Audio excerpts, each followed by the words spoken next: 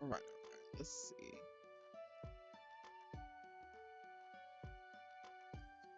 Do it.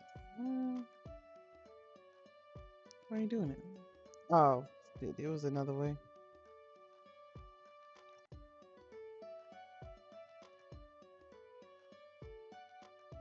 Damn.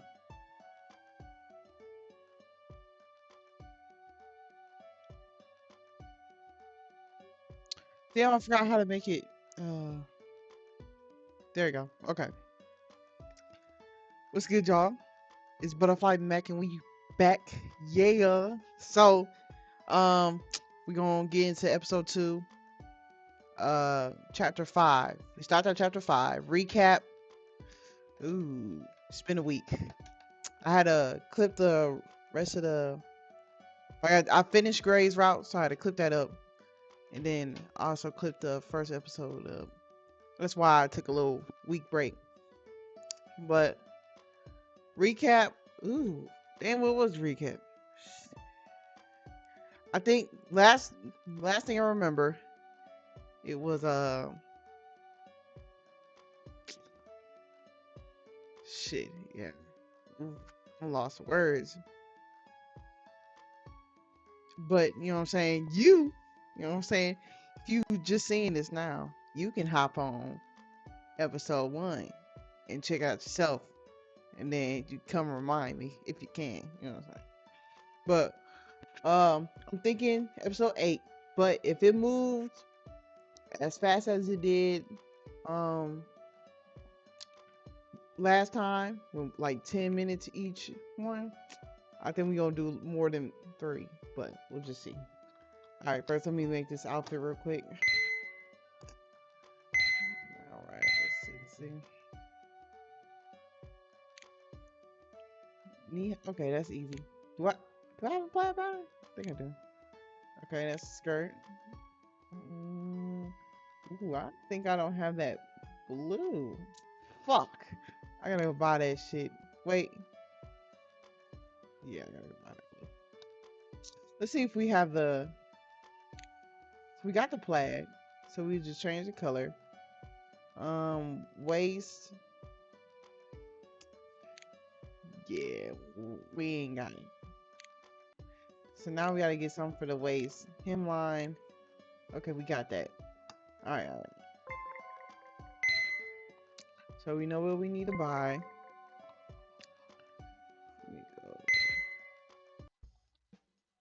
All right. First off, let's get that blue. Now it was like a light blue. I'm gonna have to. Fuck. I don't remember which light blue it was. I'm gonna go with this one. I think so. Then for the skirt, we need this. Yo. All right. I think that was everything. That pink. I don't have that pink. Fuck. Got me spin. Wait, that was it. I think that was it.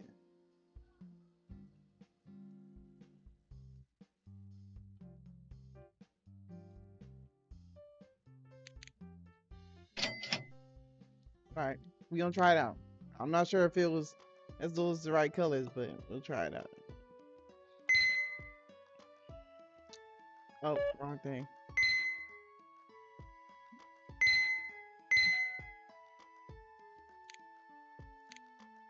That's got to be the pink. I'm gonna get mad.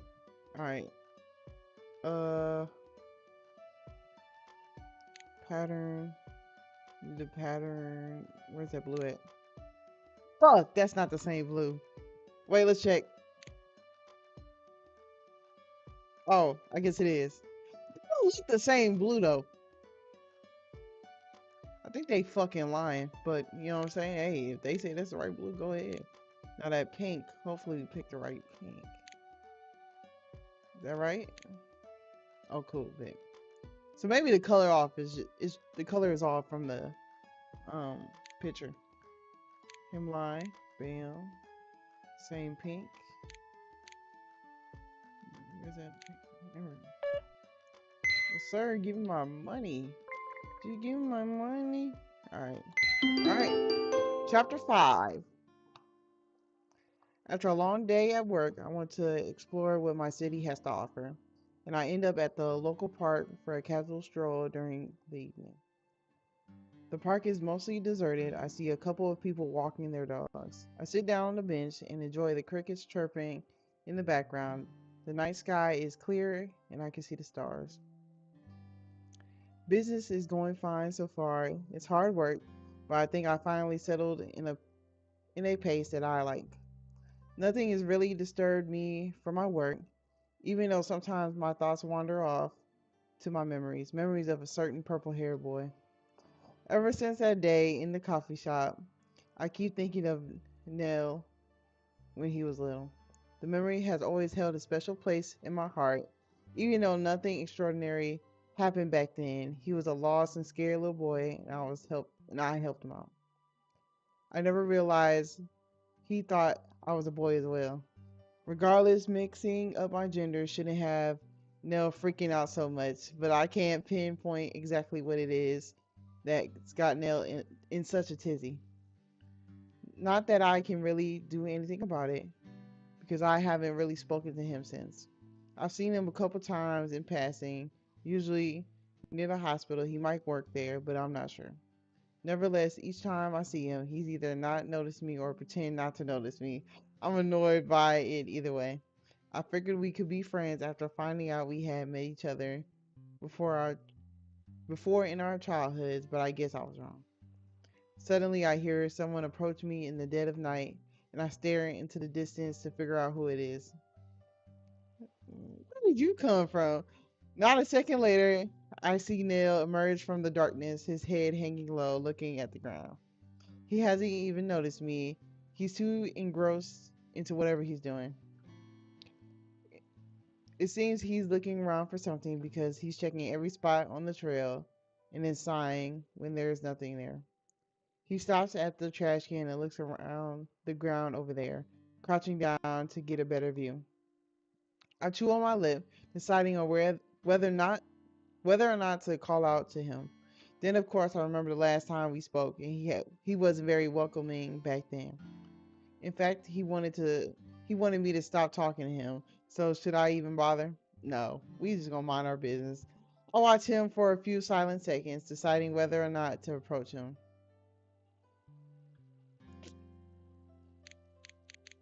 Nah, fuck that nigga. I ain't gonna hold you. I know he was on some bullshit last episode, so fuck that nigga. He hasn't really been all that polite to me, so I'm just gonna keep ignoring him. Try as I might, I can't help but to watch him in the corner of my eye. He's really trying to find something. Soon enough, he's at the bench where I'm sitting. Surprise, watches over him as he finally notices me. Took him long enough.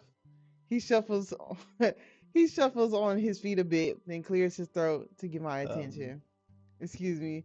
Have you seen a silver watch around here? Nigga, how you lose your watch? And I bet you that shit designer just like your shirt, man. You fucked up. I lift up my chin with a huff and ignore his question. See how he likes being ignored for a change. Neil glares at me. Fine, I'm an adult. I don't need your help. He continues to look around, ignoring me. It's so hard to get along with him. I guess having met each other when we were kids doesn't mean we get to be friends when we're adults. The thought leaves me a little sad. I try my best to ignore Nell, but I'm starting to feel unwelcome here. What what with the way he's deliberately not looking at me or searching in my general area. I decide to leave. No point in staying when I can't enjoy the peace and quiet of the night with someone rustling behind me. So I get up from the wooden bench, dust off my clothes, and start to leave. I walk in a faster pace because I really don't like how I can feel Nell's eyes burning a hole in my back. That's also when I hear this piercing sound of shattering glass. Damn, girl, you 2 for 2. Bro, you 2-0, bro. Alright, recap. I remember this scene. Recap, first episode, nigga, we spilled coffee on this nigga's white designer shirt. And now we just stepped on that nigga watch he was just trying to look for. Got it. We're fucked. We owe this nigga probably 2 bands. Probably more than that. God damn. I look down at my feet. It seems the heel of my shoe has been driven into the glass of a silver watch. My mouth slowly shapes into a O. I think I found your watch and say nervously. Hey, just say you look. Hey, you found it like that. Don't tell them you saw it.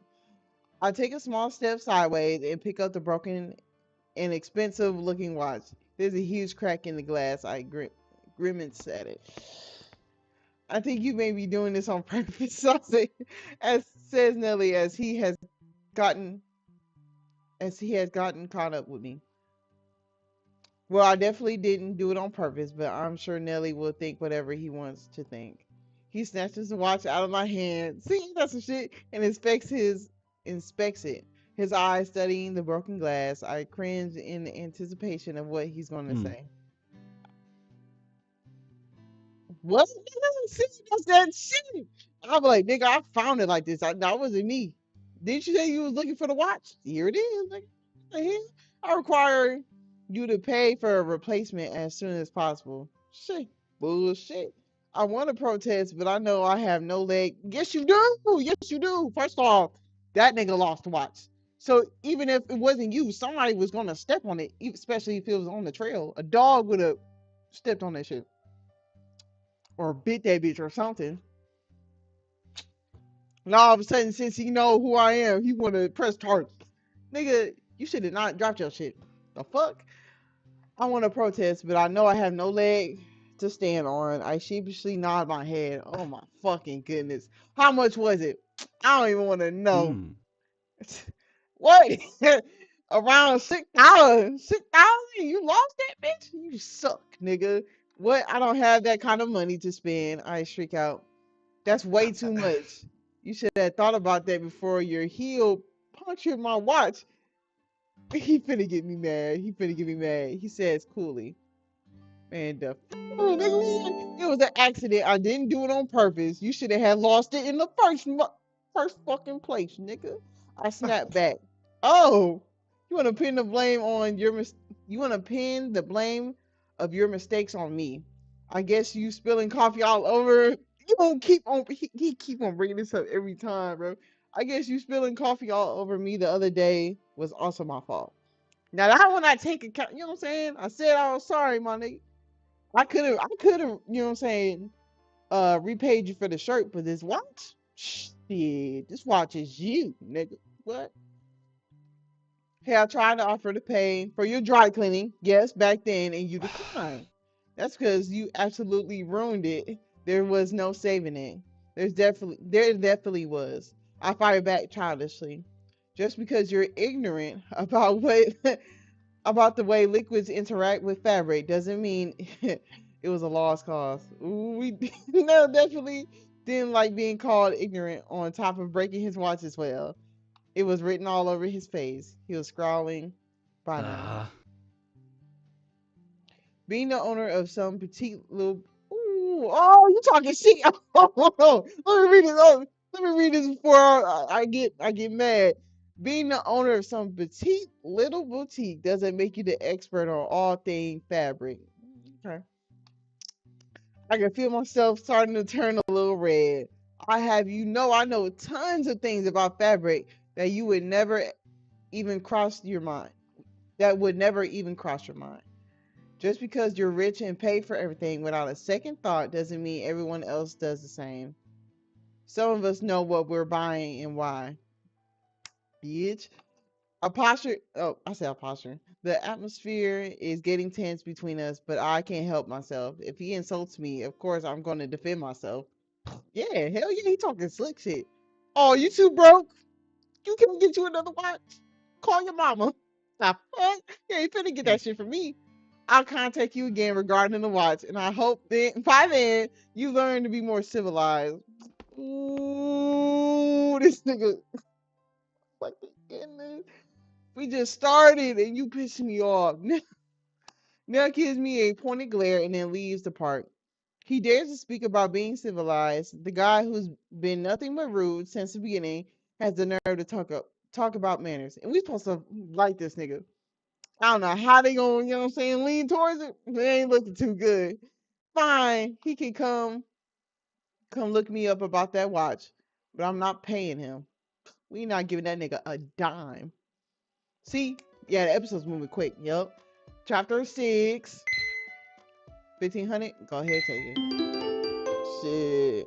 Man, you ain't finna get 6 bands off me because you lost the watch. You better be glad you found that shit and get fucking stolen. It's been a few days since my last encounter with Nell at the park, and I've all but put the memories of it behind me, secretly hoping he just forget about it. He a petty bitch. That's a petty ass man. That's right there. I've been quite busy with my store. There's been a new shipment of fabric, and I'm excited at all of the colors and textures I have available at my fingertips. I lay them out.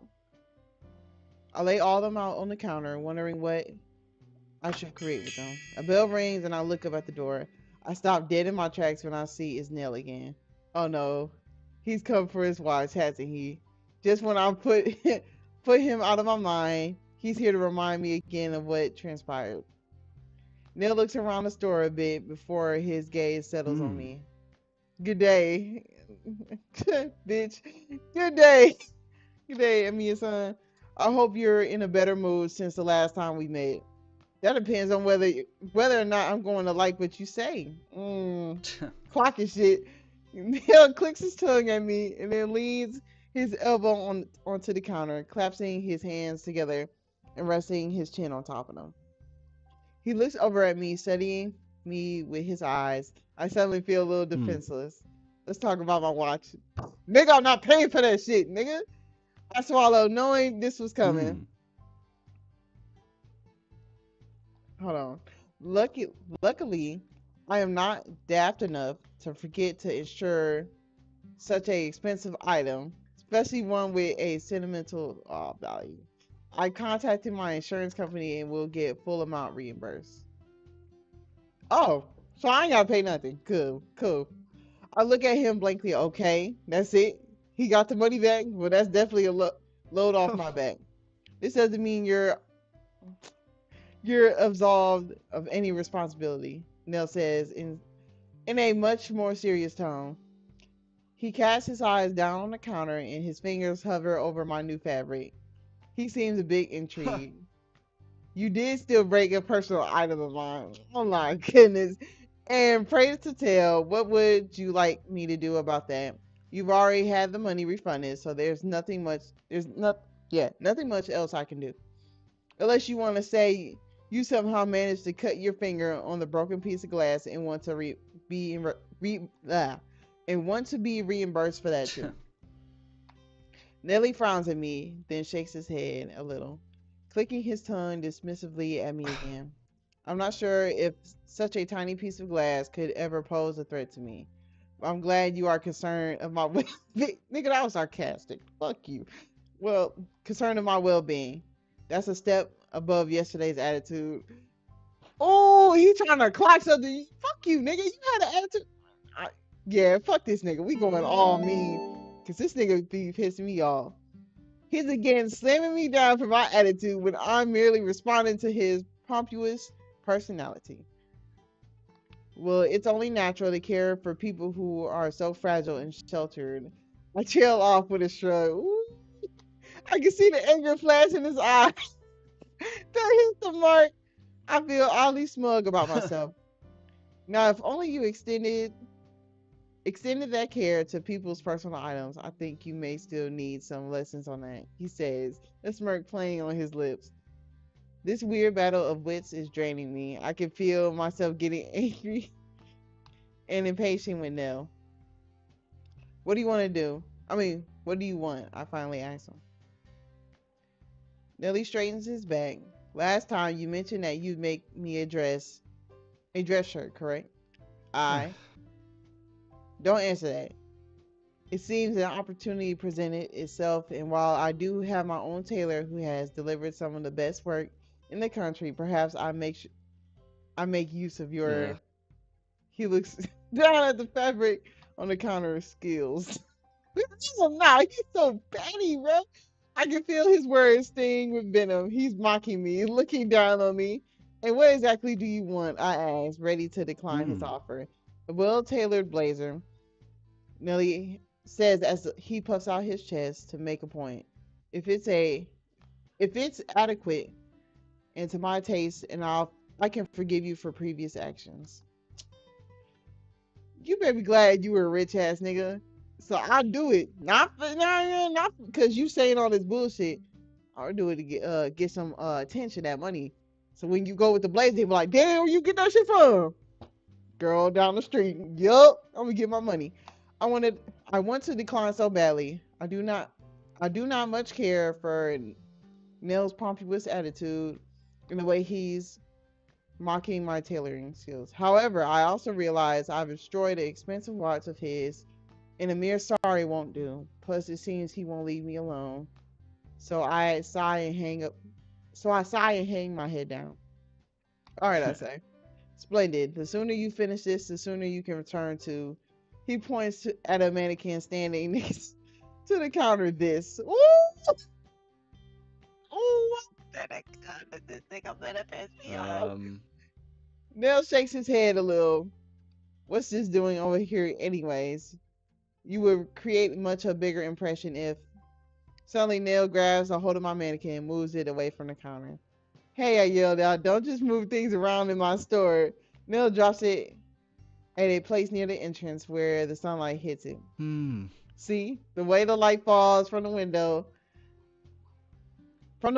of the door would make this the perfect spot to highlight your latest fashion. No one asked you to start touching and moving my mannequins around. Put it back. I look over where Nelly is and I suddenly see his point.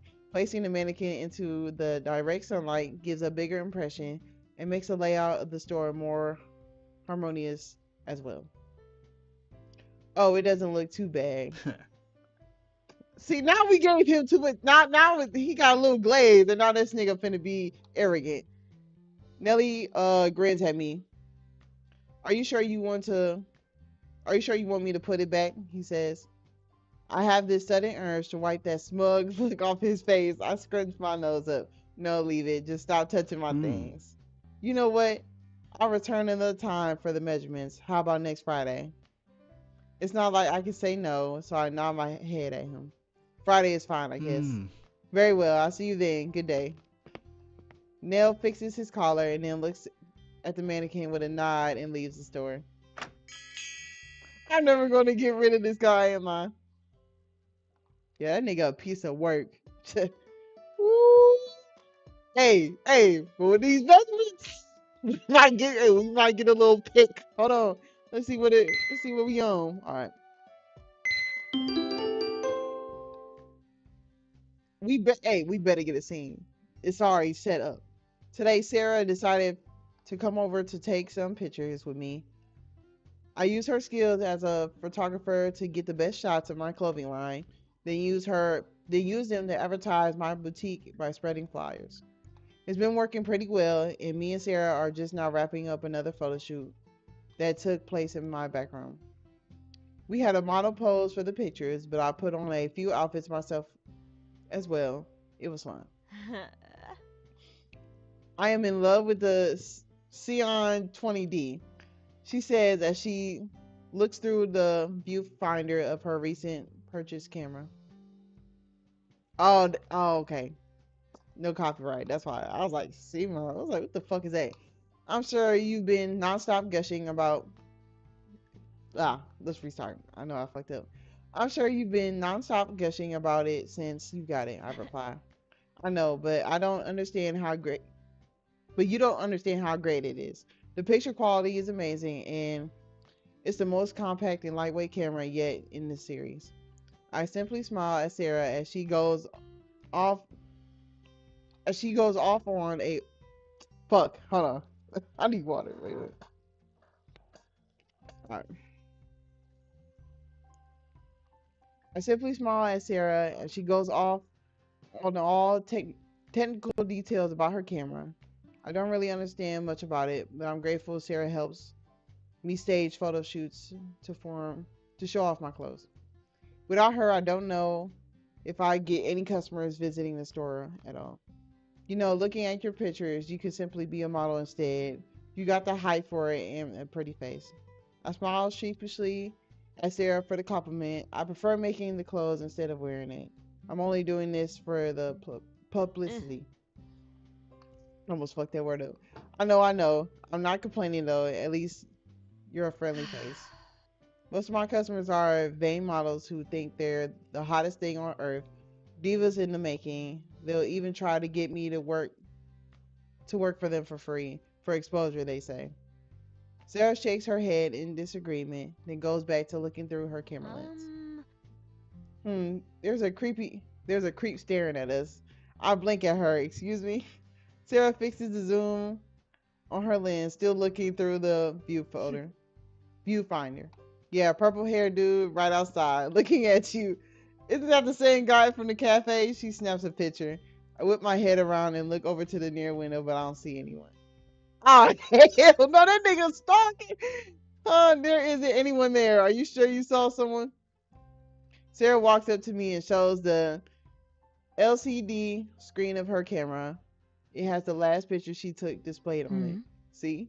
The picture quality is so great that I can see it 100% certain that it was Nell who's standing in front of my store, shielding his eyes from the sun to get a better look.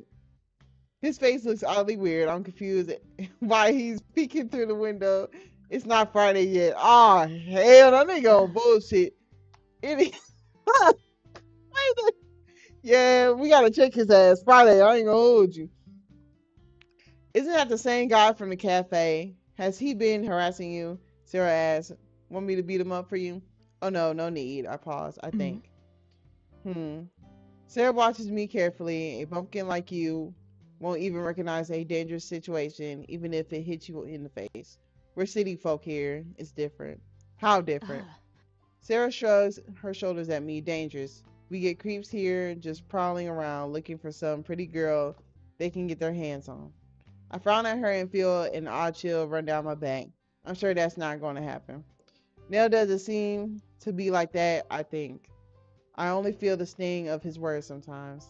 Sarah puts her finger up in my face like a warning sign. See, that is going to get you in trouble someday. Just be careful, okay? If someone's bothering you, let me know. I smile at her and give her a light slap on the arm. You just want to be the hero for some pretty girl. Sarah grins at me. You know it. She tucks her camera inside of her bag. Anyways, I'll send you the pictures once I edit them. I'm sure they turn out quite awesomely. She sighs longingly. The Xeon 20D, my true love. Get a room, I joke. Sarah winks at me and then says goodbye. Once she's gone, I wonder about what she said about creeps and whatnot. Is it really that dangerous in the city? I haven't really felt uncomfortable or scared at all so far. Nell isn't dangerous, although I do question why he was outside the store just now, as he has no reason to be there. Not until Friday anyways. Maybe he's a stalker or something. I decide to head outside of my store and have a look around, but I see no one. It's quite puzzling why Nell was here just a moment ago. I head back inside. I got better things to do. Time passes as I continue tending to the store, and eventually I place the close sign at the entrance and turn off the lights. Today was an okay day for business. I hope the pictures that Sarah took will help me out and boost my sales. I just need to spread the flyers around myself once I got them printed. Okay. Now, I might give him a pass because the hospital is right down the street, and that's where he be working at. That's where the cafe is at. So he might have just been passing by, saw her, been a little nosy, be like, "What's she doing?" and then went down. You know what I'm saying? We gonna give him that pass for now. I don't know though. Wanting to take a well-deserved break, I head over to the cafe. The sun setting in the background, making everything glow a nice, calming orange. As I reach the cafe, I spot someone familiar in the distance. My eyes bulge out a little bit as I realize it's Nell. No way. Is Sarah right? Is he some creep stalking me? Girl, you met him at the cafe. Stop calling him a stalker. Yeah, I'm on the side right now. I ain't gonna hold you. I'm on the side for right now. I stop walking, almost considering to turn around and walk the other way, but then someone else enters the scene.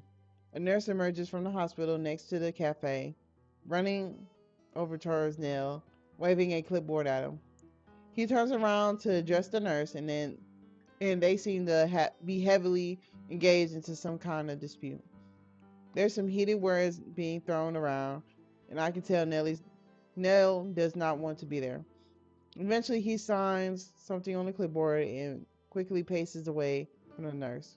Of course, that also means he's heading straight towards me. Oh. When he finally notices me, I see a genuine surprise on his face, but it's immediately replaced by an angry frown. I didn't do nothing. Oh, great, another incompetent. I just put it. Oh, fuck this nigga. All right. Ah, great, another incompetent person who always messes up. And I thought I was ready. And I thought I was already finished with work. Nell snaps back at me. I'm taken aback at his words and sarcasm. It's not like I warranted that kind of response by simply being near him in his presence. I haven't done anything yet. If I ask him, he'll be like, it's none of your fucking business, bitch. Basically, the summary of his response, but then telling him for creeping in around my boutique earlier today.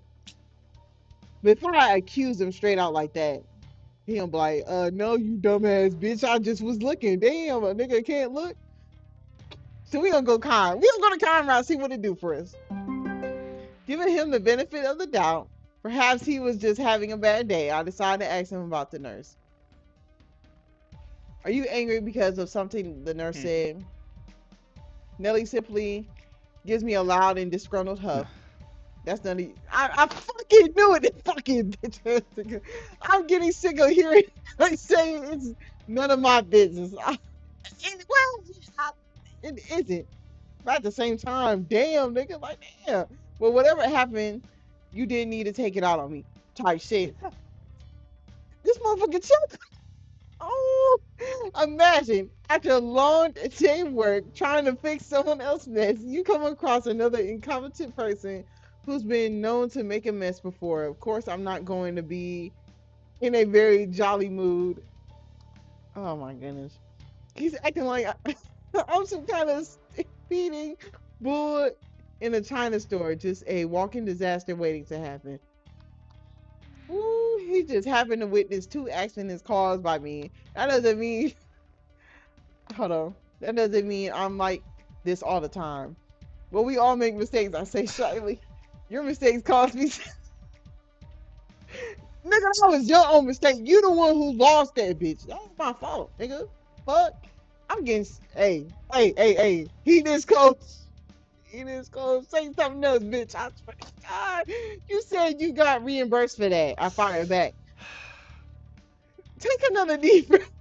Those golden eyes narrow at me, and I can see he's trying to hold himself back from showing too much emotion. He takes a deep breath, closing his eyes entirely. And they would very much like to know who's the idiot. Oh, you call me idiot. They should find out the idiot who dropped this shit. I said, how the fuck a watch fall off your wrist, nigga? Tell me that. Dumbass bitch. Ooh. Let me lock in. Let me lock in.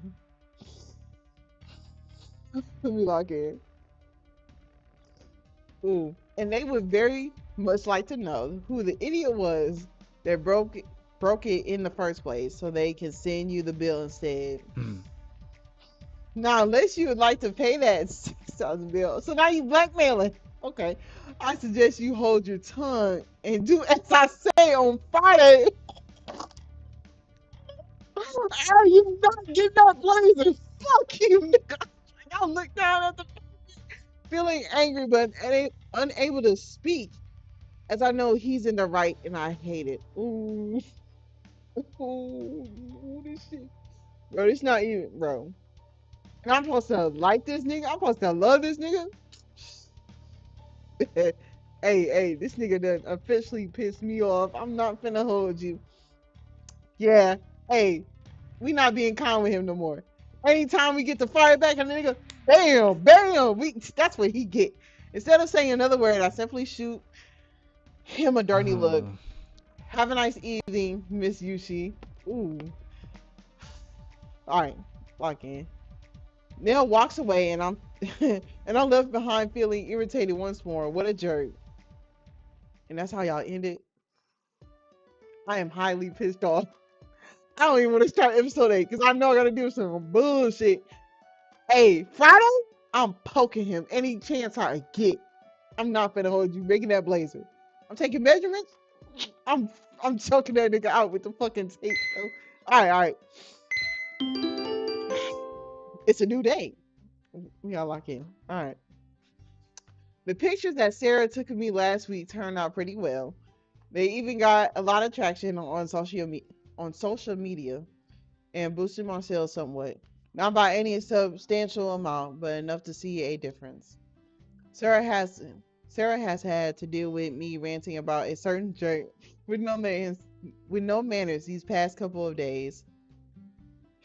He was simply so rude to me that day. It still leaves me fuming. Of course, Sarah offered to beat him up for me once again, and this time I almost took her up on her offer, but I'd rather not give him more fuel to blackmail me. Sigh. I I do almost I do almost anything to see him get knocked down a peg or two. Also, I didn't know where Nelly lived or worked for a while until Sarah reminded me of his last name, Forrester. Forrester, yeah, Forrester. Forrester's own the hospital, so I guess Nelly must work there if I always see to run into him in surrounding area. Nothing less. Realizing where he works doesn't matter much to my current predicament because today is Friday. Yep, Nelly's supposed to be coming over for his measurements, and I'm not looking forward to this one bit. Is he going to be snappy towards me again, insult me like last time? I really don't want to find out. Hey, we all ready for it. Hey, fire on fire, nigga. Out the bell jingle disturbs me from my thoughts, and I look up at the entrance. It's just another customer. I sigh. I helped my customer buy a dress, and once more I'm left alone in the store. It's a slow day. My eyes dart towards my childhood pictures, and I recall a time when I met Neil when he was just a little boy. He seemed so sweet and scared back then, nothing like what he is right now. Now he's just a spoiled rich brat who doesn't know how to exercise common decency. I huff. A feeling of dread wells up in my stomach the longer the hours tick by. It's closing time and I've already put up the close sign and Nell hasn't showed up. Bitch ass nigga. I knew he's gonna do some bullshit. Even if I wanted to berate him for being late, there's no way to contact him. It's not like I have his phone number. I'm not sure if I even want his phone number. Of course, he has the nerve to show it right as I'm closing. Man, you should have locked that damn door first. I'm like, oh, you're late, I say. Nell fixes his cuffs. Nell fixes the cuff on his sleeve as he walks over to the counter, a habit he seems to keep repeating. I don't remember agreeing on business. I'm a 9 to 5. Your ass ain't in here at 5, nigga. It's closed. Nigga, I see you next Friday, bitch. He Nell simply exhale loudly. Let's just get nigga, I got plans. Man, you missed your chance, nigga. Let's just get this started. We really finna do that? Hey, I would've what? As Penny he met me? Oh, sorry, sir. I'm closed. I gestured towards the back where my sewing room is located. The sooner I can get this over with, the sooner I have nail out my hair. It's some bullshit. We both walk we both walk in awkward silence, and I shut the door behind me. It's just me and Nell in this tiny cramped sewing room. Honestly, what have I gotten myself into? Nellie stands in the middle, surveying everything with a critical eye, and I wish I had taken the time to clean up and organize everything before he could just judge me for being messy. I walk towards the crafting table and pick up my sketchbook along with a pencil. First things first, let's get a design he likes. All right, can you tell me a little bit about the kind of blazer you want? I say in a bored voice. Elegant, simple. Oh my god, this nigga streamlined in the most expensive and durable fabric, dark gray, In other words, perfection. Nell gives me a firm nod. My pencil hits the sketchbook. I'm not really going to pay any mind to the most expensive fabric part, nor the perfection part, but at least I got something to work with. I quickly sketch out a regular blazer, one of the most popular Hmm. patterns. Nelly waggles his finger at me. No, no, no. wait, wait, wait a minute. All right, Nelly waggles his finger at me. No, no, no. I'm all right. Do you think I'd be okay with commonly store-bought blazers? No, try harder. It needs more finesse. There is no way. Now I would mock him, cause it's like, bitch, you came to me. What are we talking about? But you know what I'm saying? This business right here. So we ain't gonna fuck it up. You know what I'm saying? So what exactly do you have in mind? I asked in an exasperated voice. Would you like a secret pocket or something to hold all your cash? This makes Nell exhale the air through his nose. He chuckled. I can't believe he chuckled. I think I'll get live without a secret pocket full of cash. But thank you for the idea. He looks amused. All right, he looking. No, no, no. Wait, we ain't giving up. Hold on. Well, then what is it? Would you like a different pattern? I got several to work from. I like more shape to it. So would you like it to be more fitted? All right, I can work that into the design. Really determined, I get back to sketching on several blazer designs. I try to put an elegant twist to it, hoping to satisfy his outrageous demands. When I finish a few, I show it to Nelly, turning the sketchbook to him. It's almost as if I'm waiting for his approval or praise, and that kind of bugs me. His golden eyes glaze over the paper, inspecting the design. He's got an interested look on his face as he leaned closer over to the table. Oh. If you could, Nell tries. Nell then tries to go for the pencil in my hand. His fingers brush over mine, and he immediately jerks back, knocking the pencil out of my hand. It lands on the floor with a dull thud. Ooh, I fucked it up. Anyways, he quickly bends down to grab it without another word. I wonder what that was about. It touching me so below of him or something. Nah, I got that nigga blushing. It's all good. I stare him down when he gets back up with the pencil. He tries to pass off like nothing has happened and then makes a few adjustments on my sketch with a Hmm. very childish way. Do you like it? Nell places the pencil down. There are weird doodles all over my original design. You are definitely the next Picasso, I say sarcastically. I wouldn't have to be if you got it right the first. Come on, man. We were doing good, bro. We were doing good. Now you want bullshit again. All right. Nell fires back, crossing his arms.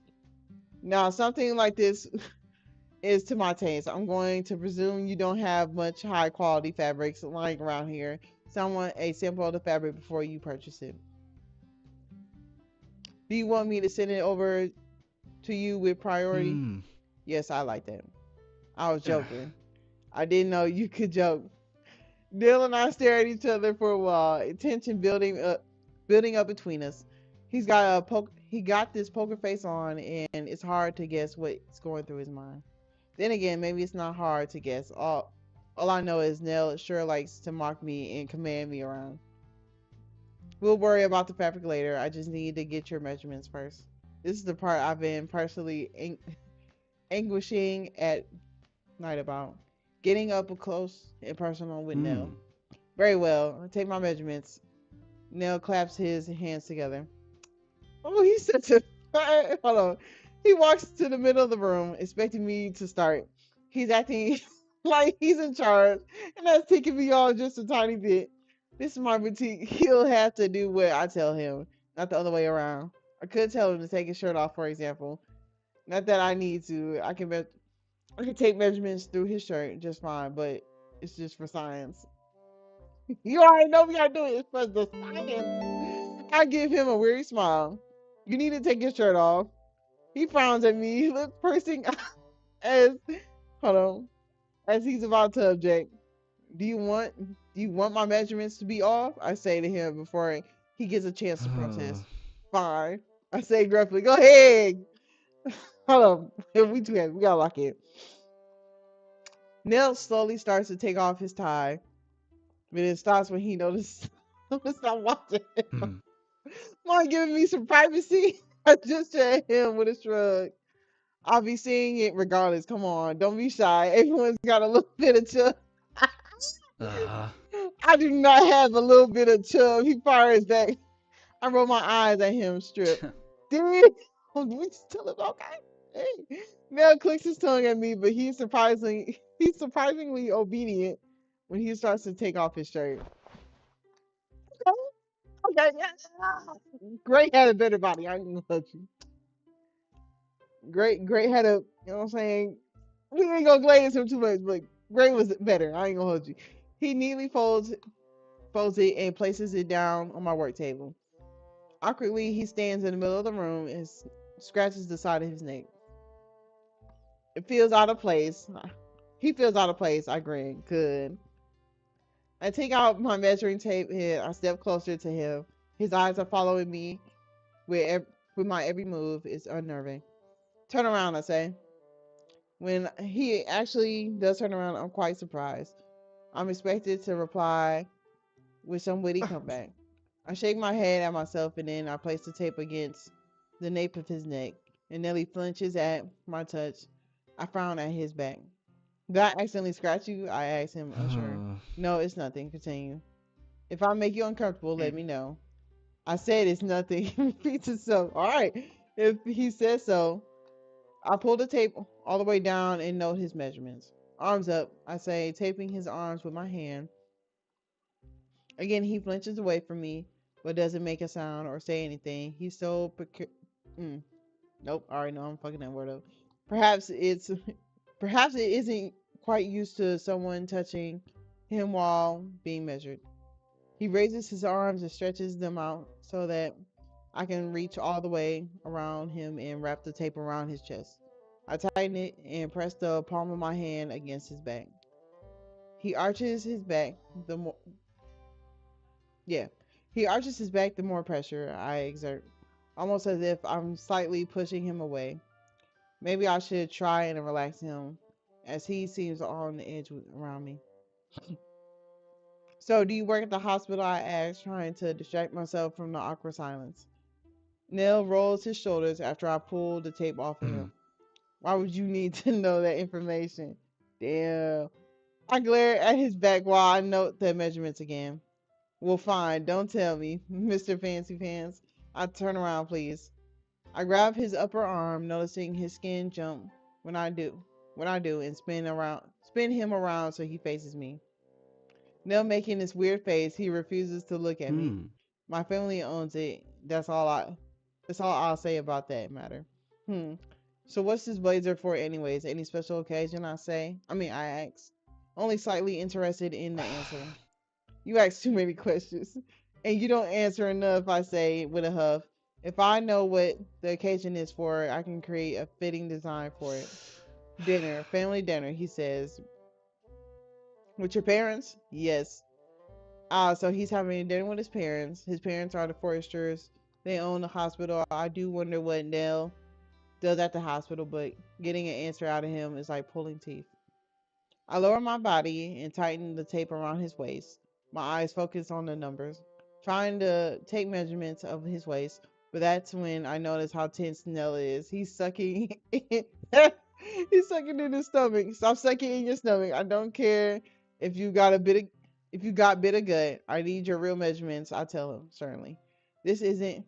This is not going to work out if I get the wrong numbers. Not that I particularly care if he wears a blazer that's too tight for him.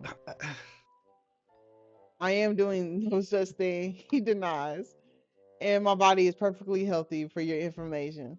I straighten up and look at him, to which he immediately turns his head away. You're tense, just relax. How can one relax when being prodded and poked and spun around like a ballerina? He can't relax around me. For some reason, this makes me gleeful, Like I finally have the upper hand after he's been such a jerk to me. Just breathe out and let me measure your waist. Nell takes a big breath and slowly exhales. His reactions are giving me this itch. Like I want to touch him more. Like, hey, yo, I tighten the tape around him and take a step closer. Putting myself, wait, hey, it sounds like we finna get a scene. Hold on. Putting myself close and personal with him. I've been trying to avoid getting too close to Nell this whole time, but that was before I knew how much he fidgets if I be up in his face. Nell awkwardly turns his face away with a cough. Are you okay? I asked him with a light smirk playing on my lips. Like I said before, I can't stop if you're becoming uncomfortable. I'm fine. His voice cracks a little. Well, if he says he's all right, I'm sure he doesn't mind if I slow down my actions to drag it out much as possible. It's like he's revealed his weakness to me, and I can't help but wanting to prod and poke at him. I want to tease him. I linger with my touch here and then and there, though still nothing down actually. Still not. Oh, though still noting down actual measurements. He's fidgeting, but for some reason he's not telling me to stop. My eyes wander over towards his neck. I can see he got what the fuck he got, nigga. He can I can see he's got goosebumps. Wait, that's not the kind of reaction I was expecting. Is he nervous? Nell notices my staring, quickly covers his neck with his hand. Mm. The fuck was that noise? Are you sure you even went to fashion school? You should have been done the measurements by now. You're only taking the measurements of a human, not the whole wide world. Nelly voices as a slight edge to him. All right, time to wrap things up. I'll measure his inseam one last time and then give him a pat on the back. Done, I say cheerfully. I didn't expect Nelly to jump away from me in a reaction to that pat on his arm. I barely have time to register that his feet get caught up in my tape and he topples over. Nell reaches out to me to stabilize himself. Hey, you think? Hold on. His weight is too much for me to suddenly bear, and he brings the both of us down to the floor with a loud thump. See what it look like? Okay, okay. Hey, this scene kind of fire. We'll take it. I wish he wasn't so nervous though. Oh fuck! I forgot to get a screenshot. Damn. All right, we'll get it right here. Hold on. Take a pause. Fuck. All right. I'm gonna wait for this to go away. Just blocking my words. It's probably one word. Nailhead crashes against the mirror behind him, and I collapse on top of him. I look at him in surprise. He gives me a similar look in return. I seem to be straddling, and this background music goofy, bro. This shit fucking it up. It seems to be straddling his waist, and I'm way too close to his face. Nell's heartbeat thumps underneath my hand. Are you alright? I decide to ask once the shock wears off. Peachy, he says, his voice definitely cracking this time. He turns his head away from my gaze. Could you get off me now? Let's tease him a little bit. Let's tease him. What's the rush? Seriously. Nell looks at me as if I've lost my mind. How about the fact that your weight is killing the air? I tip my weight around. Say please, this is fun. He looks agitated and embarrassed at the same time. Like he can't bring himself to say the words, but knowing he kind of has to since he doesn't have it in him to throw me off of him. In other words, he's stuck with me unless he says the magic word. Neil bites his lips, please. He says with a tiny and defeated voice. Oh wait, ooh, fuck! I was too slow. I pick myself up with a smirk on my face, and it's like, where the mouse at? Oh, okay. I pick myself up with a smirk on my face. It's like I had Neil right under my thumb, or I guess in this situation, literally under me. Once I remove myself from him, Neil quickly gets up from the floor as well. Neil dashes over towards my work table and picks up his shirt. Within seconds, he's got everything back on him. I guess he doesn't want to be shirtless around me any longer than he has to. For some reason, I don't have much faith in your measurements. I could tell you had to measure some parts again. He rubs his arm while glaring at me. I smile at him, knowing exactly why I went over some areas twice. We'll just have to find out, won't we? If you got the wrong measurements, I demand you to create me an entire new suit. Right, sure. Whatever you say, Majesty. I roll my eyes at him, like I would ever make him a suit. And don't call me that. He spits out. Oh, it seems I got under his skin. It's kind of funny annoying him like this. Your Majesty, I say instead. Nelly angrily stomps his foot on the ground like a child. Any of those are any of those are unacceptable. He then quickly composes himself. You may call me. Yeah, I'm sticking with your majesty. I say quickly, cutting him off. And before he could get another word in, I circle around him and start to push him by shoving my hands against his back. I get a small rush of satisfaction when I feel his skin twitch under my fingers. Get your hands. It's time to leave now. I'll let you know which fabric I've chosen. But right now it's closing time, so get out. Damn. I keep pushing him out of the room until one final shove. Damn. Nah, I get heated. I'm like, all right, bitch, you ain't gotta do all that. Get the fuck off. I be heated. I ain't gonna hold you. I keep pushing him out of the room until one final shove puts me near the entrance of the store. He turns around, anger flashing in his face, and his ears are tinted with red. He wants to say something, but then immediately bites down on his lip and then opens the door to leave. Good night, he yells, and then slams the door behind me. As I stand there all alone, a grin creeps up on my face. I got under Nell's skin. Good. He deserves it for treating me like that.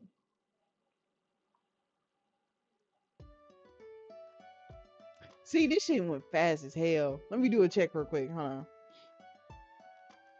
What am I doing? Oh, F4. Let me see. Damn. That didn't feel like an hour, bro. You know what? We gotta run that shit back. I ain't tired. This might be a marathon, my nigga. We might make it to 12, right? Hold on. Alright. Episode 9. Alright. Hold on. The shipment of the fabric swatches for Nell's blazer came in the mail today. As I stand here holding the fabric swatches in my hand, wondering what I should do. No, my bad. Wondering what I should pick for Nell's blazer, I realize I don't have any way of contacting him. So far, I only run into him by chance, or he came over to my place himself. This time, we didn't set another appointment, so I can't really show him these swatches. What a pain. Now I have to actually go out and find him. I'm pretty sure he raises a huge stink over selecting a fabric without consulting him. How annoying. I guess I should start looking at the hospital, ask around for him, see if he's there. Maybe I'll get lucky. With that in mind, I grab the swatches, place the clothesline at my door, and lock up the shop. There it is, Claner Medical Center. The one Nell seems to work at. The entrance seems a little daunting, considering I really don't have no business at the hospital. Still, I do need to find the man before he continues to stalk my store windows again. I gather courage and step inside the hospital. It's the first time I've been here, and I'm greeted by a white lobby with very tall ceilings. The white, the hospital seems fairly calm. Only a few people seem to be going in and leaving. No sign of a certain man with the purple hair. I wonder what position Nell has at the hospital. Surely he can't be a doctor. I refuse to believe someone as petty and mean as him could ever be allowed to be a doctor.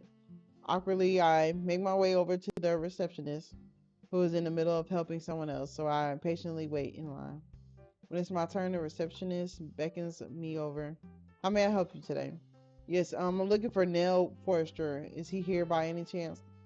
Maybe they won't even tell me if he's here or not, or perhaps not even be allowed to, but it's worth a shot. Mr. Forrester is currently present, but he's busy in a meeting. Would you like for me to leave a message behind? Hearing him be referred to as Mr. Forrester kind of creeps me out. It doesn't suit him. Yes. Could you tell him my Yushi? And that's when I notice it's Nell's voice. I turn my head and see a group of businessmen walking out the elevator. Among them is Nell. Actually, never mind, I say, removing myself away from the counter. I find myself quickly taking a seat near the window so that I can look at Nell, who's decided to wait in the lobby with other men, and argue about something seemingly important. I'm not sure what they're talking about. I can't understand what they're saying from here. He looks more dressed up than normal. His hair seems to be tidier. It almost looks like he's a competent adult who doesn't have this nasty habit of running his foul mouth all the time. I'm intrigued and grossed out at the same time.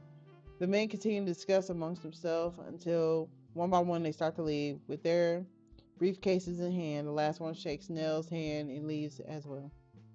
There's a really smug smile on Nell's face as he fixes his tie. I roll my eyes. So full of he's probably so full of himself for closing some kind of deal right now.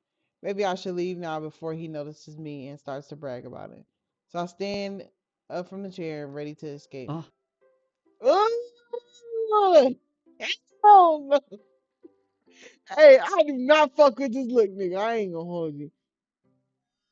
Nah, this shit not it. This shit not it at all. I, nigga, your hot hairstyle usually is way better than this. Anyways, anyways, that shit just threw me off. Amy son, I cringed. Too late. I can't sneak off anymore. Well, I came here for a reason, so I guess I might as well get it over with. Nell, I put on a fake smile and approach him. Nell runs a hand through his styled hair. It looks he looks less smug now. In fact, he's a bit sheepish. Caught off guard perhaps, or perhaps he's remembering our last encounter when I fell on top of him. That event still leaves me feeling a little awkward. Do you like to spy on my meetings? Bitch, I that implies you were actually saying something worthwhile that needed to be spied on, I retort. Nearly waves his hand at me, dismissing what I said. Or perhaps you were captivated by my... No, I wasn't, nigga. That hairstyle gots to go. I'm not been on with you. Or perhaps you were captivated by my magnificent... Hold on. Wait, wait. Lock in. Perhaps you were captivated by my magnificent negotiating techniques. Or could it help but stop and stare in awe?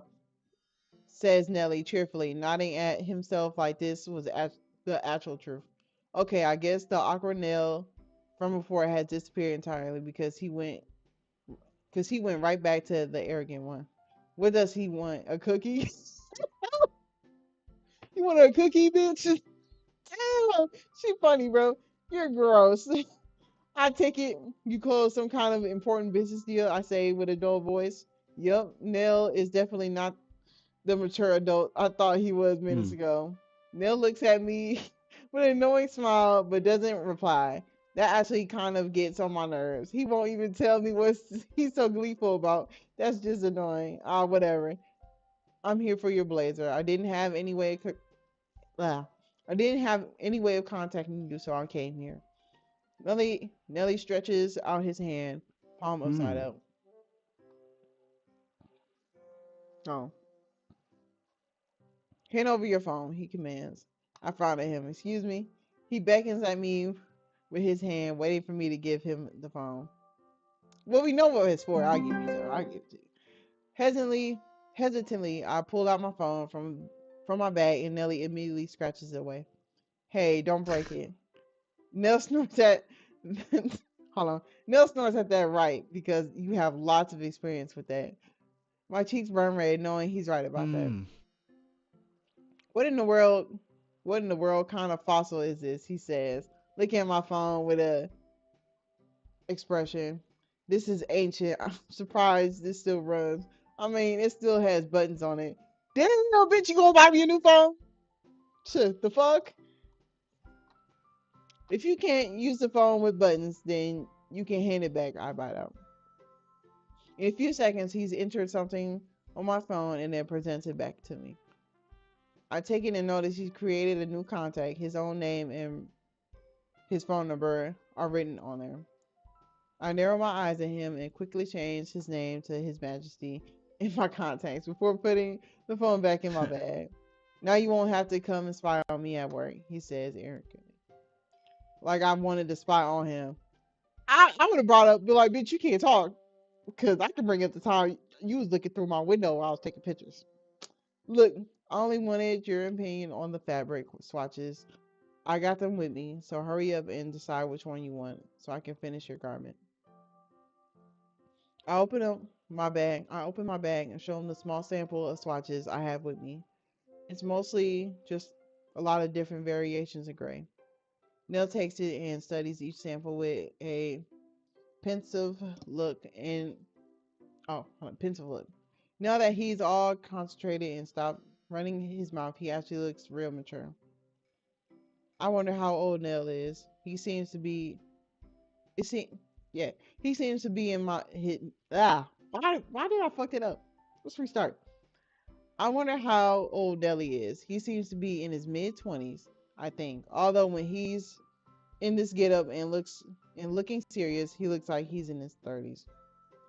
I feel myself getting to be impressed by his looks, not having him see not having seen him this mature before. After a while, Nelly notices that I've been staring at him, and he looks up from his watches. Quickly, I avert my eyes, a little embarrassed he caught me staring. Is this all you have? He says with an annoyed huff. All the most expensive dark gray fabrics available to me, yes. Perhaps expensive only is relative to you. These don't feel at all expensive to me. I frown at him. Must he always criticize everything? Well, if it's not to your taste, then I try to grab the swatches back from him. Lily pulls out of my reach with a little shake of his head. Then he pulls out one of the samples, a dark shady gray with thick texture, holds it up Hmm. in front of my face. This one will do. Surprised that he actually agreeing on one of them. One of the sample leaves me a bit stumped for words. Oh, I murdered. Great. Now I can finish his blazer. Nelly places a hand on his hip and hands the swatches back over. Anything else you need? He asks. Yeah, how old are Uh, you? It kind of flies right out of my mouth, and even Nelly looks surprised at my question. I bite my lips hard, and suddenly I feel all flustered for voicing my thoughts. I didn't really want to say that hmm. out loud. Nell composes himself and simply gives a small huff. Regardless whether or not this information is relevant to the creation of a certain garment, I have to ask, is your memory broken? I simply blink at him, wondering what he's going on about. My memory. Seeing seeing my confused face, he sighs. You really don't remember. Oh. You asked me before when we were kids, he says in a soft voice. All right, memories. Suddenly I remember back when we were kids, I had asked him of his age, and he said he was 8, which was a year older than me. So that means present day Neil must be 24 years old. I look down with my hands in my lap, red face. Oh, is that all I can say? No, I guess I forgot until now. I'm surprised you still remember though. I don't forget things that are important to me. Oh, no.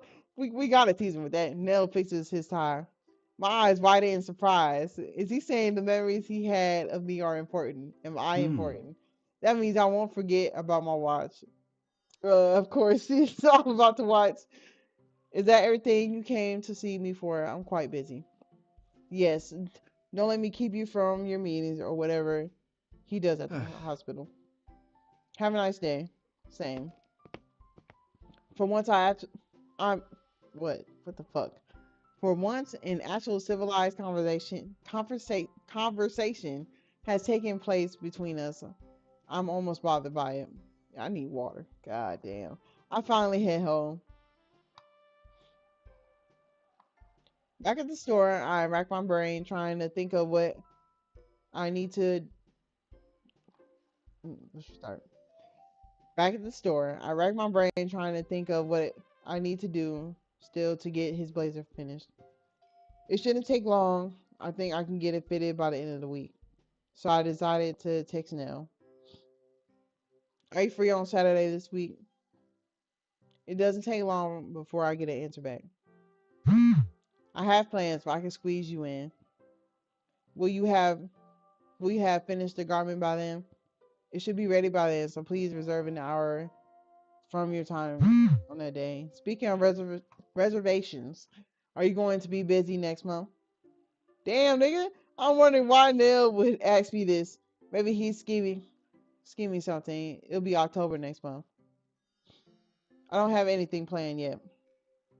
After that, Nelly stops texting off, and I'm left to wonder what he meant with that question. Oh well, it's just Nell. Time to work on this blazer and get rid of him.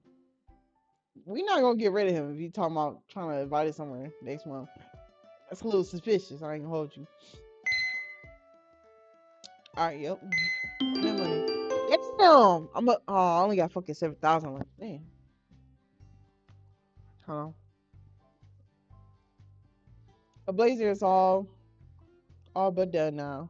After pulling a few all-nighters this week, I've been texting back and forth with Nell. He's as insufferable in text as he is in person, and we decide on a date where he could come fit the blazer. I guess the most fun part about this whole arrangement was when I woke him up with a text of mine asking him to remeasure his arm length at 2 a.m. in the morning. He belittled me as expected, but actually gave me the measurements. Ha, that sucker. I didn't really need those measurements. I just wanted to wake him up at an ungodly hour so that he could suffer with me, considering I've been staying up this late for a few days in a row. Misery loves company after all. So here I am anxiously waiting for Nell to drop by after working hours. Finally, I get to be done with this guy. The bell rings and the door opens. Nell walks in, looking quite posh and self-assured. There's always this overconfident aura around him. Good evening, he says. I nodded my head at him. Come with me to the back. I led him to the sewing room so that I could fit and make all the small adjustments to the blazer. Neil follows me quietly, but I can feel his eyes burn a hole in my back. It's so uncomfortable. Speaking of uncomfortable, I wonder if he'll react the same way again, like last time, whenever I touched him, drinking away from me as if I was something disgusting. I mentally shake my head. He's a weird one, but after today, it should be all over. I quickly grab the what the fuck? I quickly grab the blazer that's prepped and hang on the wall, then hand it over to Nell.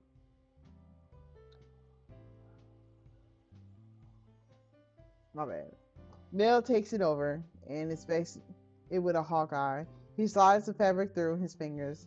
Like looking at the lining and the craftsmanship, I start to feel pretty nervous about it all.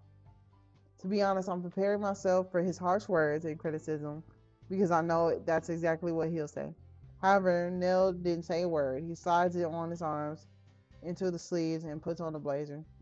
He turns to face the mirror and check himself out, twisting the body from side to side to examine every angle. Okay, look at this. He looks quite dapper in the blazer. It suits him, but I can already see a few alterations I need to make. It's a bit too wide at the waist. I know it's nail and all, but I shouldn't slave away for a guy like him. So it's against my principles to create sloppy garments. So I ask him, impatient for his reaction. Nell sighs and closes his eyes for a bit. It's not anything remarkable. It's just a bit too white at the waist. My cheeks are already glowing pink, and I can't help but glare at him, even though he's right about that last part. What a thankless man. But it's passable, decent enough to wear. Just a few small adjustments, and people might, I see, compliment me for wearing it. I blinked at Nell. Was that a compliment? I stare at him in shock, at loss of words. Nell notices me starting staring at him and gives me a Hmm. hug. Well, are you going to continue to stand there and stare at me and all, or are you going to fix your mistakes? He sneers at me. He quickly takes off the blazer and hands it over to me. Quit your whining. I'm going to do it for free. I snap at him. I take the blazer and hop over towards my sewing machine and start to narrow the waistline. It should be a quick adjustment so it doesn't take long before I'm finished. The sound of the sewing machine needle plucking down fills the room, and Nell is tapping his foot on the ground impatiently. Once I'm finished, I hand it over to him and he tries it on once more. Nell looks at himself in the mirror. The fit is a lot better now. Hmm. Alright, it seems adequate enough, he says. A sigh of relief, I'm finished. Nell awkwardly fiddles around with the cuffs for the blazer, and if he doesn't, as if he doesn't know what to say at the moment. But then he finally does Uh, speak up. Someone might actually want to try and find out who the tailor is. At least its quality shouldn't put me to shame. The look at him, I look at him weirdly. Is this another compliment? I can't tell for sure. It's so awkwardly worded. Are you so worried about what people might think of you? I ask. Nell raises an eyebrow at me in the mirror. Then he shakes his head. I don't waste my time worrying on insequent. No, inco. I know I'm fucked this word up. I'm skipping it. Issues like that. I tried. I really did try. Your actions say otherwise, though. I say softly with a roll of my eyes. Bill definitely cares about what people think of him. Just look at how much he cares what a blazer should look like. Nell turns around to face hmm. me. No one has the time to be worrying about what the world thinks of them. They only really care about what a select few people have to say, says Nell in a low and serious voice. I'm a bit taken aback by his response, as it sounds mature and well thought out, and I had expected that coming out of the mouth of Nell, of all people. It actually makes me curious if he had someone in mind when he said that. So I look at him with curious eyes. I wonder who those people are. Does Nell even have anyone he cares about? Damn, the nigga got parents. Damn. Does that mean you have a select few people whose opinion of you matters? Nell cheeks flush a bit with pink, and he turns his back to me to continue inspecting himself in the mirror. He doesn't say anything. As Nell is still checking himself out in the mirror, he speaks. Um. You know, I'll be at a party next month. People will be wearing the most beautiful costumes from around the world. I'm sure even someone like you could learn something from seeing them. I bite on my lip and frown at him for changing the subject. What is he getting at here? And why are you Hmm. telling me? I figure you'd be interested in the masquerade ball. What would your plain dress up? What would you plain dress up all the time? Oh, then he going off of what he saw. Okay, nonchalantly as he finally steps away from the mirror. I make clothes. I don't play. I stress the words, feeling insulted. He he hand waves what I said. Same thing. Then he leans down with his elbow onto my crafting table. Are you interested? Interested in what? I roll my eyes at him. Hey, we going. Shit. You don't have to act coy. I know even someone like you would love to be invited to a ball, no matter how low status. Ooh, see, when you say shit like that, it makes me not want to go, my nigga. My nostrils flare flare up in anger. Listen here now. Under no circumstances am I interested. So I've got an invitation right here. Nell completely talks over me and takes something out of his back pocket. It's a cream colored envelope. He shifts it between his fingers, looking smug and full of himself Hmm. like always. Even you would be grateful to be invited to such a high profile event. You could create your own costume and show off your work. He talking business. That was my Hmm. first thing. Like I'll go for that. He talking shit. You should be thinking, here we go. See, here we go, fucking this shit up. You should be thanking me for even thinking about giving you an invitation, bitch. Ooh, how dare he talk to me like that? I can take the envelope out of his hand and slam it on the counter. Who says I even want to attend? Don't just go ahead and make decisions for me. Neil looks taken aback, but then he shakes his head a little. His arrogant face is back to normal. There's a lot of people, celebrities even, who show off their various designer costumes. I think it would be wise to accept this invitation if you want to make a name for yourself as a tailor there. It's an opportunity for you to create some connections. Nigga talking.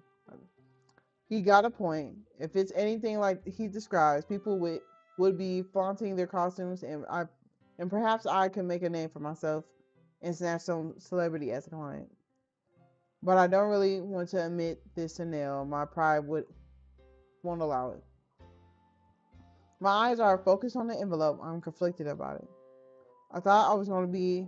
I thought I was going to stop seeing Neil around any longer, but now he's waving his invitation in my face and could definitely be good for my business.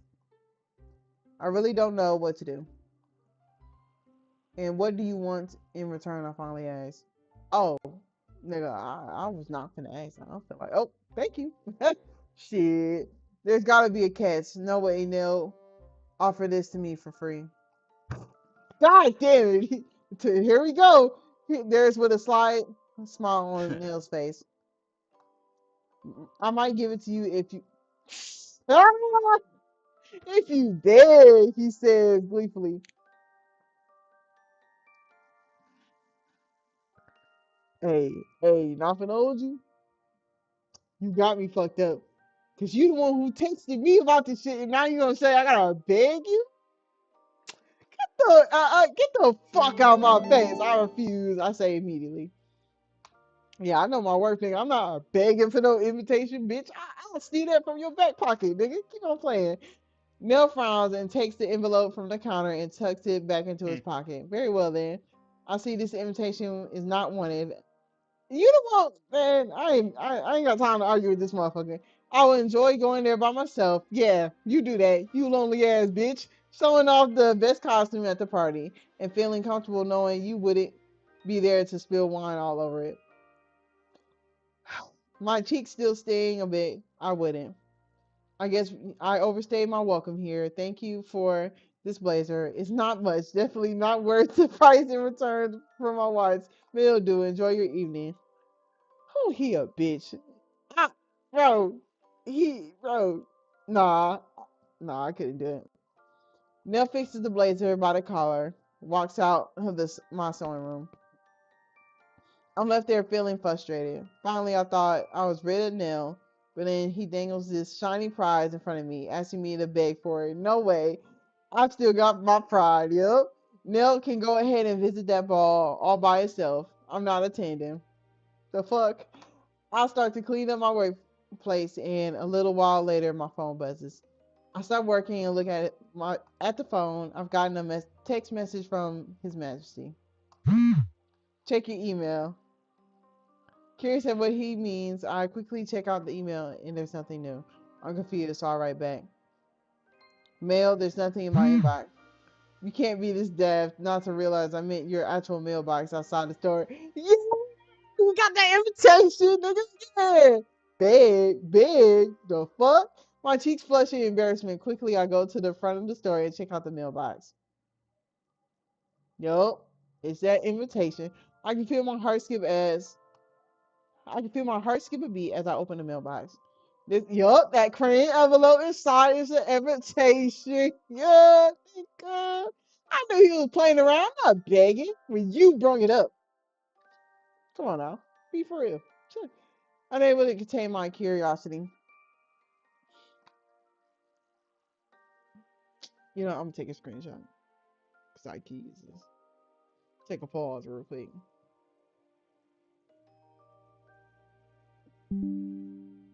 Alright, you are invited to the Fortune Masquerade Ball. Wear a mask so no one can tell your ID. Hide it well. There's the address to the venue on the back. I'm frowning. Why are you frowning? Oh, okay.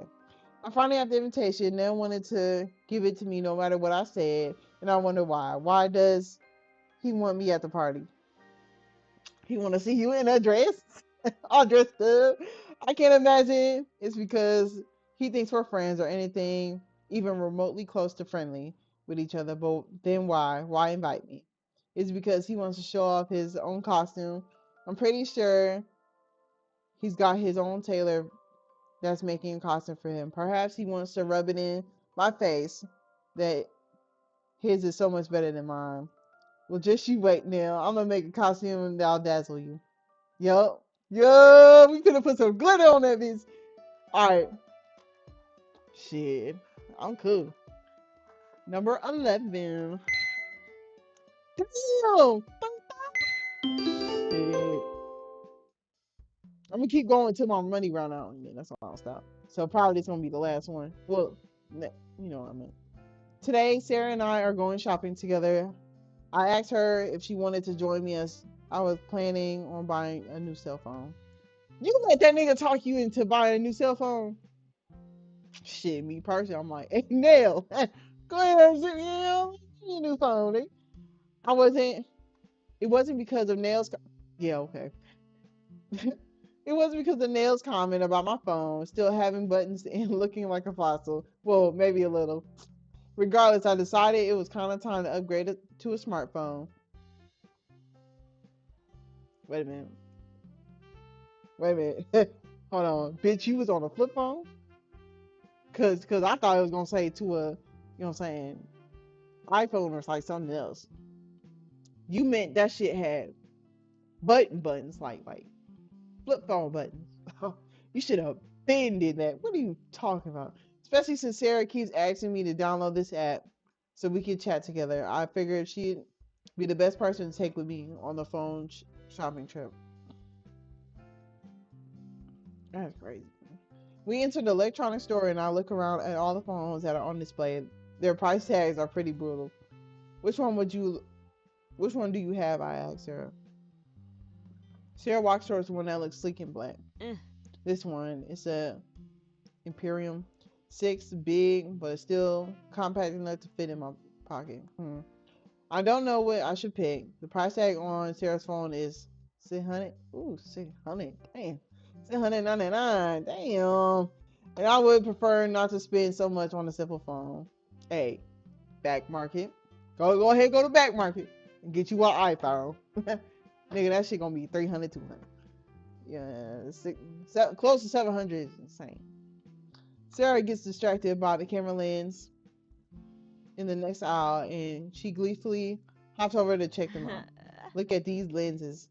I should really upgrade mine. I like a lower aperture for, I said that, for aperture in indoor photography.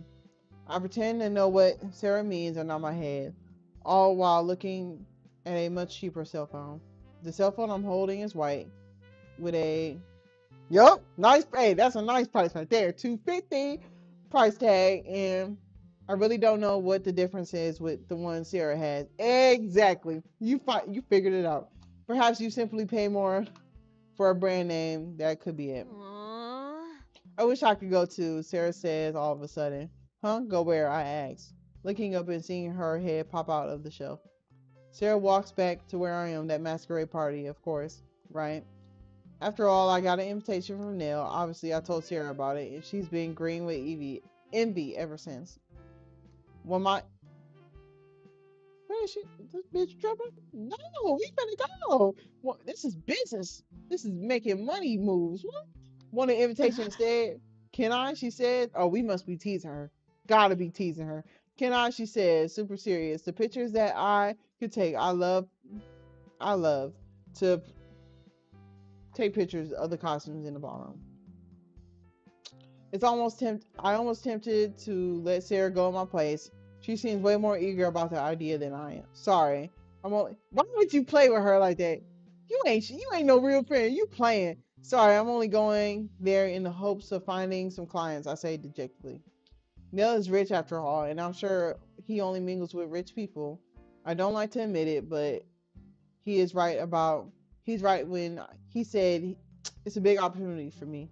It could bump me. It could bump me up in my revenue. I know. Sarah says with a sigh. I can still dream.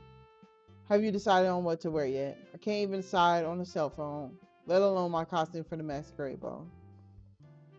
No, but I guess I should be diligent and make something that wows people. I love to wow Nell, making him stand there looking speechless at my craftsmanship. I'm sure you'll make something beautiful. I have no doubt about it. I give Sarah a smile. She always seems to have my back. Now, can we get back to why I'm here in the first place? I still don't know which phone to pick from. Sarah laughs and then she continues for a cell phone with me. Looks for a cell phone. She eventually convinces me to buy the white one I had in my hand before. It's a 5.5-inch screen, a front-facing camera, and does everything a smartphone should do. It's my first smartphone. Oh God! And Sarah helps me set everything up, downloading the app she thinks I would need, and explaining how to use the touch commands. That's sad. After a while, I think I understand everything well enough, and Sarah and I part ways. When I'm home, I fiddle around with my new phone. I'm entering my old contact information, copying the numbers and names from my previous phone. I even entered in Nell's number, still listing him as His Majesty. To test it out, I sent him a brief text on the chat messaging app that Sarah downloaded for me. I'm unsure if Nell has it as well, but she assured me that most people own the same app. Got a smartphone. Got a smartphone. Now you can't complain it's a false play anymore. I smirk at myself. Nell isn't the only one with a fancy phone anymore. It's not the most expensive model that he probably has, but it's something. About 5 minutes later, it vibrates and I check. I can only assume this is a museum who doesn't feel the need to introduce herself in the first text message to me. Yes, it's me. You're so smart for figuring that out. Want a pat on your back? A simple compliment will suffice. Mm. Let's hit him with the good boy real quick. Let's see what he said. Good boy. I'm not a dog. I'm not a dog. Could have fooled me. Damn, and we cooked the shit. And we gotta see his face. He doesn't reply anymore after that. I'm a little bit disappointed. It's a lot more fun to rib someone when they reply back to you. I guess I should start working on my costume for the masquerade ball. My dress is well on its way. The patterns have already been cut out. I just need to stitch it all together. I can't wait until Nell sees it. Speaking of Nell, he just entered my routine. I stand up straight, surprised to see him here. Nell, I question him. Uh, I, I was just. Nell looks around the place, dropping by to see your progress. You mean my costume? Yes. Why else would I be here? You came to check out your competition. Nell sticks his nose up in the air. You can't compete with my vastly superior Taylor. He's a huge name among very, very famous people. I say out loud. Did you come here just to brag? I could have just simply done it through text. You could have just simply done it through text. I point at my cell phone lying on the counter. Nell's eyes perks up a little as he sees the device. He walks over to inspect it. Is that your new phone? He picks up the table without my permission. Model A5. This nigga know the model and shit. That's an outdated. Damn, nigga. Hey, like like I said, are you gonna buy it for me? No, that's what I thought. Eyes gaze over me as he rattles on regarding. Yeah, I said it right. Yeah. Regarding some technical info that I don't really care about. Why didn't you get the latest version? Because I don't have money. Because my pockets are lined with gold. Besides, I can call and text people. That's all I need. All right, I almost forgot. You're quite poor. He finna piss me off. My cheeks sting with a blush. Why is he always this hostile? I'm not poor. You could have paid to replace my watch though, because that wasn't my fault. That's a whole different thing, nigga. He points out. Normal people don't just have 6,000 to drop at moment's notice. I walk around the counter to stand in front of him. I don't have time to listen to you calling me poor. If you're done mocking me, how about you leave? Neil rolls his eyes at me. I didn't come here to point out the difference in wealth. I came to see your costume. Well, I'm not letting you.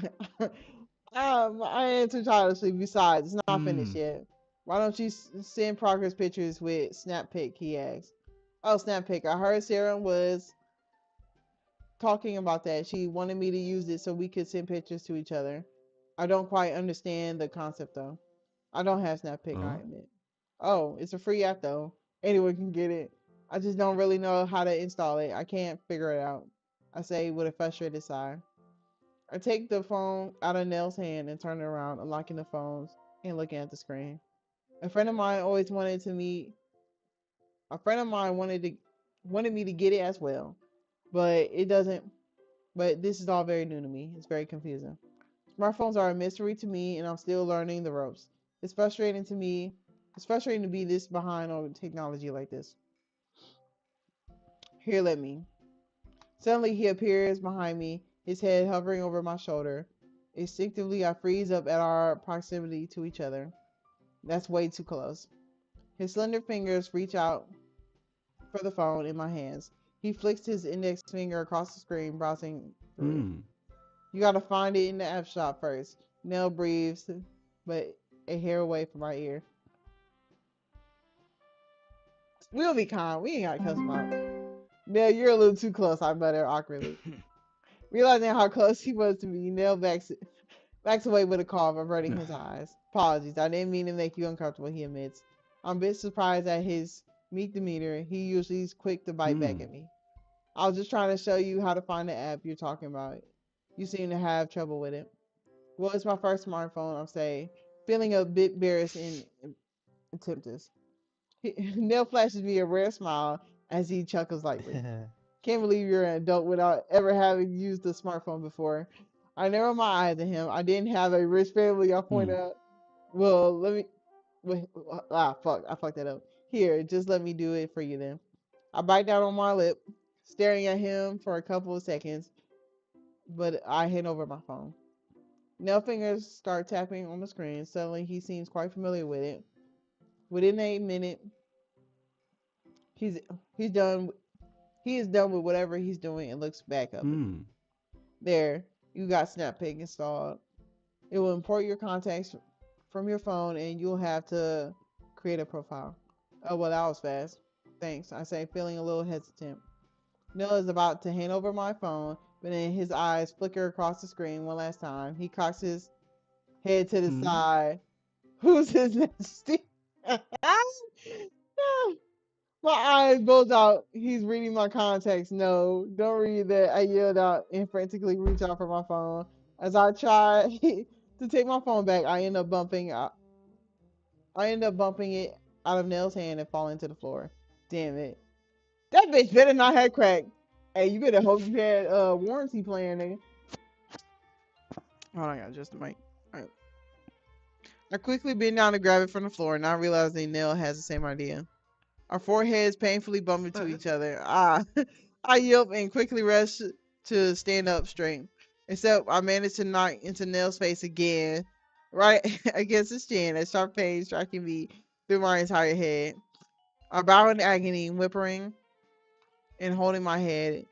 It's like I hit against a boulder. What's Nell's jaw made of? When I pry open one of my eyes, I see Nelly standing in front of me, completely stupefied. Damn! Damn, you hit his nose like that? Shit! Your nose, I shriek. He's bleeding. Nell's hand reaches out to his lips where the blood is slowly inching across. Then widens his eyes when he realizes he's bleeding from his Oh. nose. Ah, my nose. Nell starts to panic. What do I do? I never had a nosebleed before. You ain't never had a nosebleed? You talking about me not having a smartphone? This nigga. Helplessly, he stands there as if his face starts to resemble a murder scene. Pinch it with your fingers, I say quickly, and keep your face down so that it doesn't bleed into your throat. Nell quickly pinches the bridge of his nose and looks down towards the ground. Give me a second. I'll go grab some tissue for you. I quickly disappear from the boutique and head to my workroom to find some paper tissues for Nell. When I got back, Nell is still standing there, pinching his nose, not having moved an inch. It's kind of funny. Here, I say as I offer the tissue, clean your face, but don't stop pinching your nose. Nell takes the tissue from me and quickly wipes away the blood from his lips. He's still wearing that shocked expression on his face, as if he truly doesn't know what to do. He looks frightened. I take the I take the bloody tissues from him and throw it into the trash. Um. How long do I have to pinch it? He asked impatiently. About 10 to 15 minutes, so don't be in a hurry to let go yet. Nell grows quick, grows quiet, continuing to hold his nose, but whiteless, yeah, whiteless, looking down at the floor. A few minutes pass by as we stand in silence. I can't help but to chuckle a little bit at the situation. Seeing Nell so helpless and frantic in front of me is golden. What are you laughing at? He asks. He sounds so nasal. Sorry, it's just a little funny. Is this really the first time you got a nosebleed? And what of it?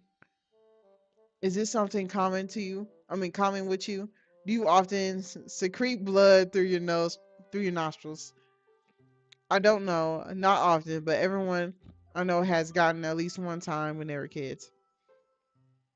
I recall the times I've had a nosebleed before in my life. It's kind of amazing Nell managed to live through life without getting a single one. Figures the first time I get one is because of you, he mumbles. What's that supposed to mean? Well, this is your fault, you know. I huff. It was an accident. It's not like I wanted to knock into you on purpose. You sure about that? You love breaking my things after all.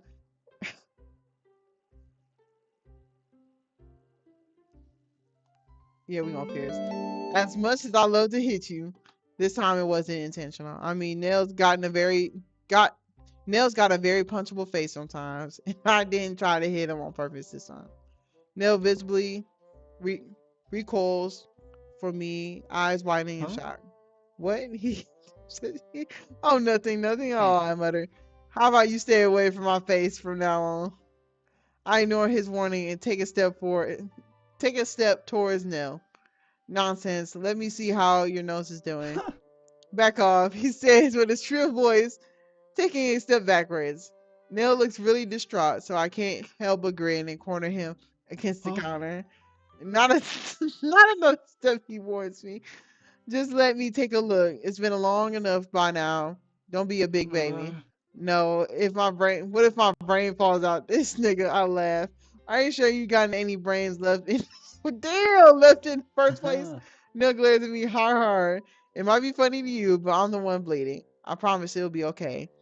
My hands reach out towards him.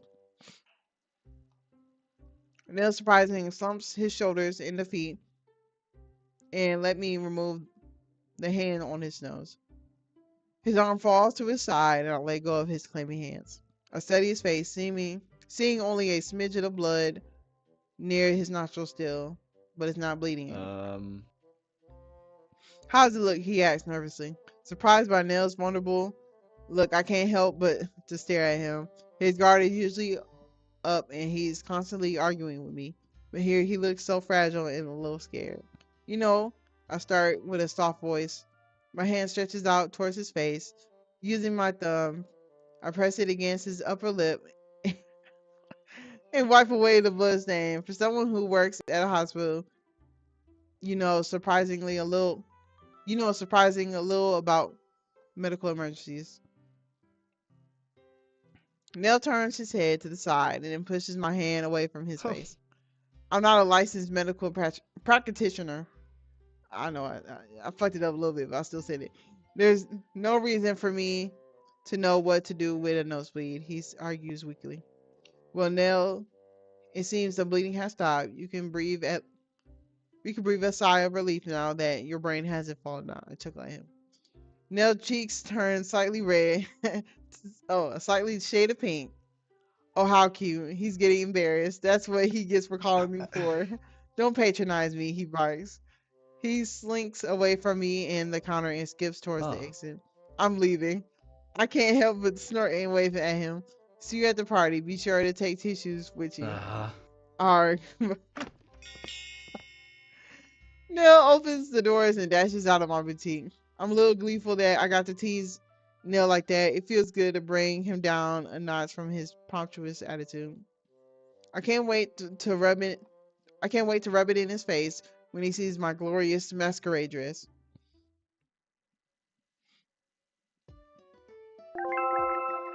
All right, all right, all right, all right. So now we got to build a dress. So most likely, hold on. Most likely this next episode, masquerade ball.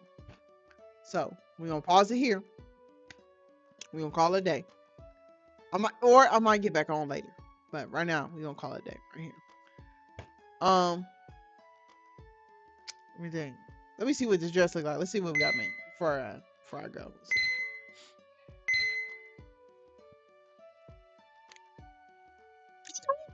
See, that's what I'm thinking. A little nice star, you know what I'm saying? A little glitter everything.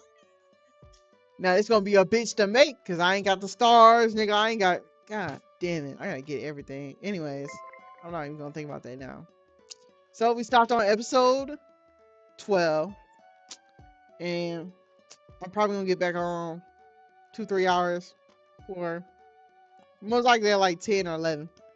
Hopefully you enjoyed the video, enjoyed the stream, and subscribe if you liked it. You know what I'm saying? Let a nigga know. You know what I'm saying? We go back out. You let me know how I did. I know I'm reading a little bit. You know what I'm saying? As soon as some big words come across the street, I'm like, ooh, what? But I'm saying we do our best. All right. Ooh.